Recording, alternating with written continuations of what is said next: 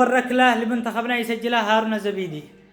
يا سلام يا هارون، لاعب هارون ممتاز. الركلة الثانية لمنتخبنا عمر جولان. يلا يا عمر سجلها يا عمر، سجلها يا عمر، حبيبي يا عمر جولان، حبيبي يا عمر، كويس ممتاز. يلا على الاعصاب، يلا على عندي احساس ان عبد الله بيصدها، عندي احساس، اوف والله احساسي خربوطي. الثالثة لرامي الوسماني. يلا رامي، يلا رامي سجلها يا رامي، يا رامي ليش؟ الله يهديك ويسامحك، سببت بركلة جزاء ولا ضيعت ركلة الترجيح.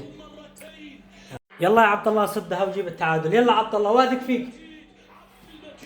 والله من اول المئة بين احاول اجيب هكذا معنويات ما في فايدة. الرابعة ناصر محمدو.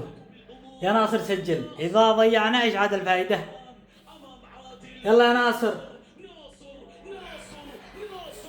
خلاص انتهت المباراة، خلاص ما عاد في فايدة. جزر القمر اذا سجل هذه خلاص نروح. يا الله يا الله على الاعصاب، خلاص خلاص خلاص خسرنا الله خسرنا بعد ان تقدمنا 4 للاسف الشديد. والله اني مصدوم يلا ان شاء الله معوضي.